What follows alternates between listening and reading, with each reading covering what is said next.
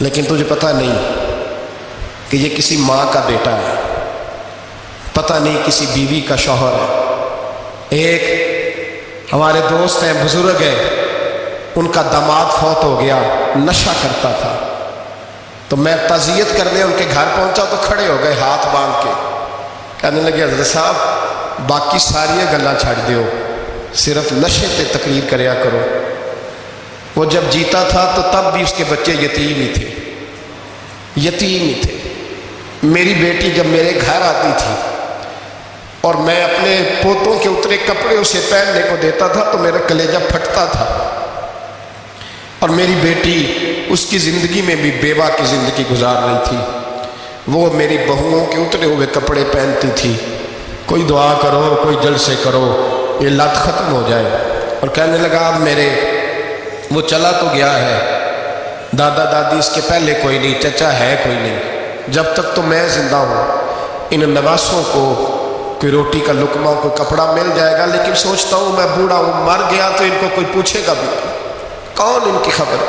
اتنا ظلم اس قوم سے، اتنی زیادتی، اور آرام سے لکھ کر لوگ گزر گئے کہ یہ 70 لاکھ ہے، ان کا درد تو سمجھو، تکلیف تو سمجھو۔ 7 فٹ کا سونا جوان اور نشے کا عادی ہے تو کسی نالی میں پڑا ہوا ہے۔ اور میں نے کہا اس قوم کے ساتھ اس سے بڑا بھیانک مذاق کیا ہوگا۔ کوئی دانشور تھا بڑا ظالم، اس ظالم سے کوئی مشورہ لینے آیا، اس نے آ کے کہا تو بڑا ظالم ہے، بڑے کڑوے مشورے دیتا ہے، میرا ایک دشمن ہے، میں اس سے بدلہ لینا چاہتا ہوں، میرا دل کرتا ہے اس کا بچہ قتل کر دوں تاکہ وہ تڑپے۔ تو ظالم نے کہا اسے قتل نہ کر، وہ تو اس کا باپ 2-4 مہینے رو کے چپ کر جائے گا، پھر میں سخت سزا دینا چاہتا ہوں، مشورہ دے۔ تو اس نے کہا اس کے بچے کو نشے پہ لگا دے، جس کا بچہ نشہ کرے گا وہ باپ روز مرے گا، روز جیے گا، وہ ماں روز مرے جیے گی، نشے پہ لگا دے۔ اس قوم کے ساتھ سب سے بڑا ظلم یہ ہوا کہ ملت کا جوان نشے پہ لگ گیا، ڈرگز پہ لگ گیا، اتنے تباہ حالات ہوئے کہ جوان چڑھتی جوانیاں، اماں نے کتاب دے کے بھیجا تھا، اور کالج سے واپس آئے تو نشے کے ٹیکے ہاتھوں میں پکڑے ہوئے، ٹیکے۔ اور آپ کے اس ملک کے اسلام آباد میں ایک دن میڈیا نے وہ خبر بھی وائرل کی اور وہ چیز بھی دکھائی لوگوں کو، 3 مہینے کا بچہ لے کے نشئی سڑک پہ آ گیا، اس نے کہا میرا نشہ ختم ہو گیا، میرا بچہ خرید لو، 2 پڑیاں دے دو۔ تو وہاں بیویاں جو سن رہی تھیں وہ بھی چیخیں مار کے رو رہی تھی۔ یہ ظلم کیا اس قوم کے ساتھ، اور کرپشن کی لعنت نے اجازت دی سپلائی کرنے والوں کو کہ گلی گلی بھیجے، گلی گلی۔ انہوں نے کچھ تھوڑا ظلم نہیں کیا ان حکمرانوں نے، اور ہماری اپوزیشن اس کو صرف اتنا پتا ہے کہ یہ جائیں اور ہم آئیں، اس سے زیادہ کوئی غرض نہیں۔ بھائی کرپشن کے خلاف نکلے ہو، تم نشے کے خلاف کس دن نکلو گے؟ جوئے کے خلاف کس دن؟ قوم تو مر رہی ہے نشے سے، اس کے خلاف میدان میں کب آؤ گے؟ صرف اتنا ہے کہ یہ جائیں اور ہماری باری آئے، اس سے زیادہ کچھ نہیں۔ جتنے مجرم وہ ہیں اتنے ہی تم بنتے جا رہے ہیں، اس لیے کہ اصل بات پر نہ وہ آتے ہیں اور نہ اصل بات پر یہ آتے ہیں۔ بھائیو، میرے نبی پاک صلی اللہ تعالی علیہ وسلم، اور ایک اور تماشا ہے، یہ میرے پہ اللہ کا یہ احسان رہا، اس لیے نہیں کہ میں پرہیزگار آدمی ہوں، نیک ہوں، اس لیے نہیں، ویسے ہی اللہ بعض اوقات اسباب بناتا ہے، سبب بناتا ہے۔ مجھے نہ شراب کے رنگ کا پتہ ہے، نہ اس کی خوشبو کا پتہ ہے، نہ میں نے کبھی زندگی میں دیکھی ہے، یہ کرم ہے میرے حضرت صاحب کا، میں نے نہیں دیکھی، مجھے نہیں پتا کیسی ہوتی ہے، کچھ باتیں میں نے سنی ہیں۔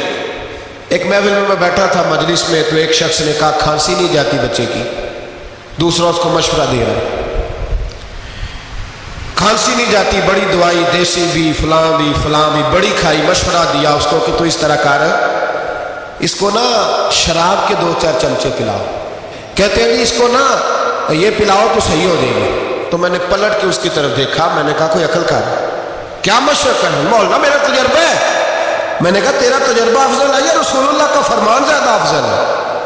تیرا تجربہ افضل ہے۔ حضرت ام سلمہ رضی اللہ تعالیٰ عنہ کہتے ہیں میں نے عرض کی یا رسول اللہ صلی اللہ علیہ وسلم، میری بچی بڑی بیمار ہے، تو مجھے کسی نے کہا ہے یہ تھوڑی سی نشے والی چیز ہے، یہ بنا کے تیار کر کے دو، صحیح ہو جائے گی، بیمار ہے بچی تو یہ نشے والی چیز ہے، اس کو تیار کر کے دو، تھوڑا نشہ ہے۔ اگرچہ بعض، میں نے شروع میں کہا، بعض لوگ مریض کو، سخت مریض کو ایسی ادویات جو مجبوری بن جائے اس کی گنجائش اور اجازت دیتے ہیں. محتاط علماء تو اس میں بھی بہت ساری چیزیں پہلے بیان کرتے ہیں، لیکن اس نے کہا کہ میرا نشہ دینا ہے شفا کے لیے. حضرت ام سلمہ کہتی ہے میرے نبی پاک نے میری طرف دیکھا، میری طرف. تو میں نے کہا یا رسول اللہ آپ کیا فرمانا چاہ رہے ہیں؟ تو نبی پاک نے فرمایا ام سلمہ کبھی ناپاک چیز میں بھی شفا ہوئی ہے، کبھی ناپاک چیز میں بھی، کبھی شراب اور خمر میں بھی شفا ہو سکتی ہے. شفا رب کریم نے رکھی ہے پر شہد کے اندر رکھی ہوئی ہے، شفا اللہ نے رکھی ہے قرآن مجید میں رکھی ہوئی ہے. تو اس میں بھی کبھی یہ حضور نے بیان کیا ہے کہ اس کے اندر شفا ہو سکتی، تو امت کتنی دلیری کرتی ہے جو یہ مشورے دیتی ہے کہ اس کے اندر نشہ ہے، شراب ہے، تو کھانسی چلی جائے گی تو فلانی بیماری چلی جائے گی. نہ آؤ ان چیزوں پہ، نہ اپنے ایمان کو خرابی دو، اور نہ ایسی باتیں کرو جس سے کہ ڈائریکٹ رسول اللہ صلی اللہ علیہ وسلم کے واضح ارشادات کی مخالفت ہو. میرے نبی پاک صلی اللہ علیہ وسلم نے فرمایا. اور پھر کچھ لوگ کہتے ہیں تھوڑی پی ہے جی. اب تو میں تجزیے میں پڑھ رہا تھا کہ ایسی شراب ایجاد ہو گئی ہے، لوگ شراب پیتے ہیں اور وہ مست بھی رہتے ہیں، کار بھی چلاتے رہتے ہیں، کہتے ہیں جی نہیں ہمارا ذہن معاف نہیں ہوا تو یہ والی صحیح ہے، نشہ نہیں لاتی. میرے نبی پاک صلی اللہ علیہ وسلم نے فرمایا جس چیز کی تھوڑی مقدار، زیادہ مقدار حرام ہے اس چیز کی تھوڑی مقدار بھی حرام ہے، جس کی زیادہ مقدار حرام ہے اس کی تھوڑی بھی. تو خمر اور شراب اگر فل پینا جائز نہیں تو تھوڑی پینا بھی جائز ہے. یہ حرام ہے اور حرام تھی اور قیامت تک حرام ہی رہے گی. میرے نبی پاک صلی اللہ علیہ وسلم نے منع کیا اور حضور نے اظہار ناپسندیدگی فرمایا. فرمایا 40 دن تو عبادت ہی قبول نہیں ہوتی شراب پینے والی جب تک سچی توبہ نہ کرے. ایک دن صحابہ بیٹھے تھے سارے، حضرت ابو بکر صدیق بھی تھے، فاروق اعظم بھی تھے، عثمان غنی بھی تھے، ڈھیر ساری تعداد تھی صحابہ کی، سارے تشریف فرما تھے. حضرت عبداللہ ابن عمر رضی اللہ تعالیٰ عنہ حدیث کے راوی ہیں اور مستدرک للحاکم کے اندر، ابن حبان کے اندر یہ روایت موجود ہے. فرماتے ہیں صحابہ نہ بات کر رہے تھے اور بات یہ کر رہے تھے کہ یار لوگوں کو گناہوں سے کیسے روکا جائے،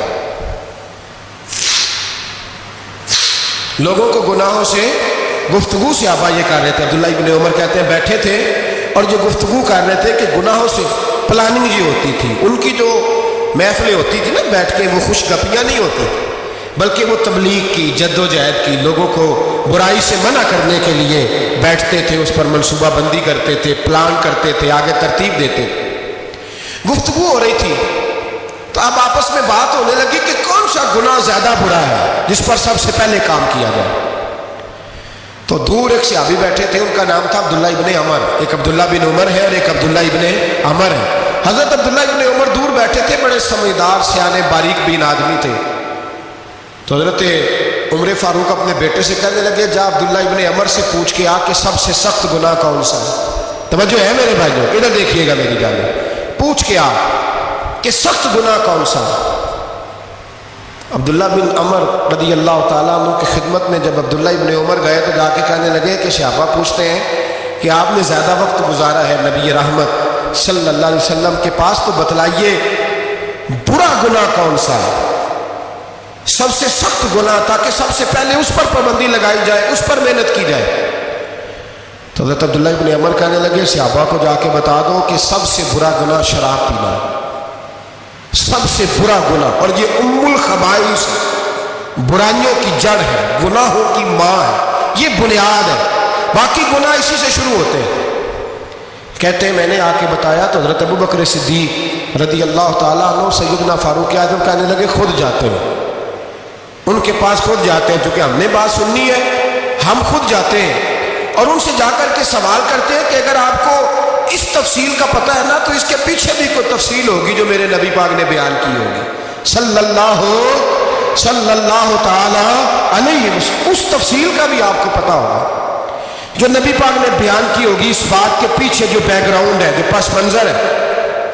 فرماتے ہیں کہ ہم اٹھے، عبداللہ ابن عمر کے پاس گئے، ان سے جا کے پوچھا کہ جناب آپ نے یہ تو فرمایا ہے شراب ام الخبائث ہے، تو اس کے پیچھے پس منظر کیا ہے؟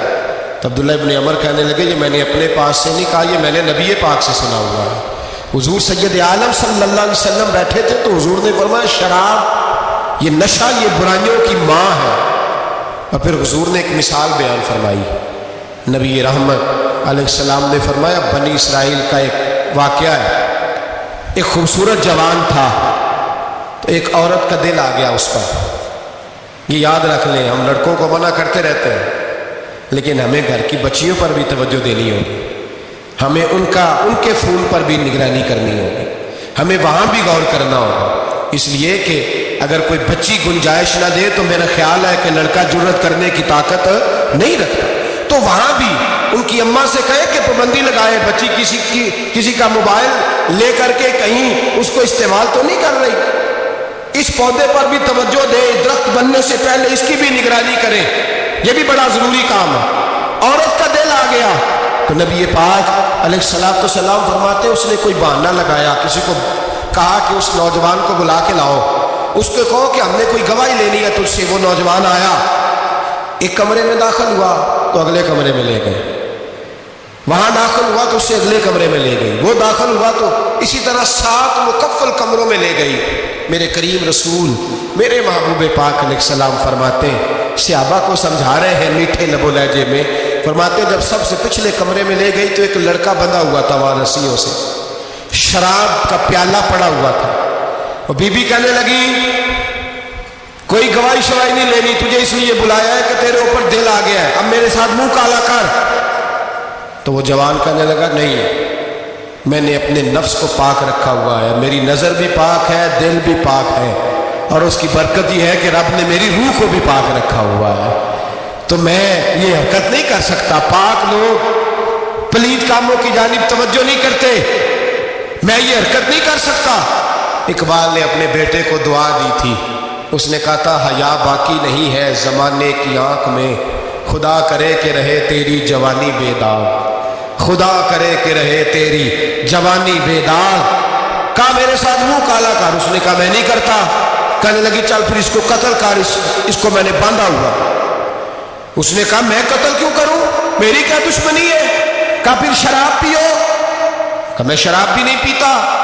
تو کہنے لگی اب تو میں نے تجھے اپنے چنگل میں پھانس لیا ہے، اب تو یہاں سے بچ کے جا نہیں سکتا، اور اگر تو باہر جائے گا تو میں شور کروں گی، لوگ جمع کروں گی، اس نے میری عزت آبرو پہ ہاتھ ڈالا ہے، تو بچ تو نہیں سکتا، ایک کام تو کرنا پڑے گا۔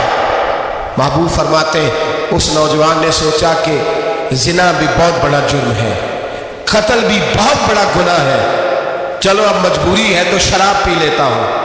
لیکن وہ سمجھا نہ کہ شراب تو بنیاد ہے، اس نے ایک پیالہ جو پیا کہنے لگا ایک اور دے دو، دوسرا پیا تو کہنے لگا ایک اور دے دو، اب 3 پیالے 3 بوتلیں شراب جو پی چکا تو خماری چڑھ گئی۔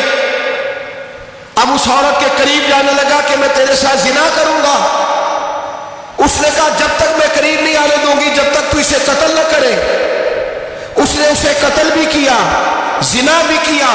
تو محبوب فرمانے لگے یہ قتل اور زنا جو ہوا ہے تو یہ شراب کی وجہ سے ہوا ہے، گویا شراب وہ جرم ہے جو قتل بھی کرائے گی، جو زنا بھی کرائے گی۔ اور اگر آپ نشئی کو دیکھیں، اگر آپ شرابی کو دیکھیں تو کیا وہ ڈکیتیاں نہیں کرتا پھرتا، وہ چوریاں نہیں کرتا، وہ اپنی ہی ماں کا زیور نہیں بیچ آتا، وہ اپنی ہی بہن کا پڑا ہوا جہیز نہیں بیچ آتا، وہ اپنے ہی گھر میں ڈاکے نہیں ڈالتا، وہ اللہ کے گھر مسجد میں آ کر کے چوری نہیں کرتا، وہ صرف اس لیے کرتا ہے کہ یہ نشہ، یہ شراب، یہ ماں ہے گناہوں کی، یہ جڑ ہے۔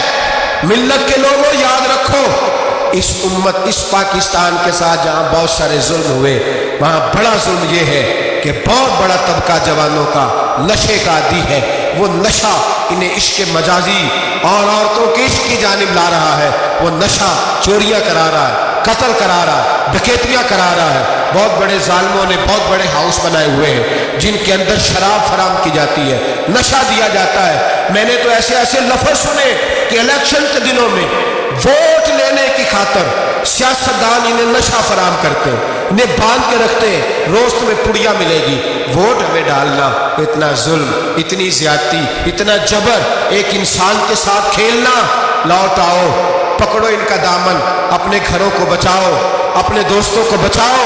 جاگو جاگو امت کے لوگوں جاگو. میرے نبی پاک صلی اللہ علیہ وسلم کے کلمہ گو لوگوں کو بچاؤ. ان پر اگر سختی کرنی پڑتی ہے تو کرو, پیار کرنا پڑتا ہے تو کرو, محنت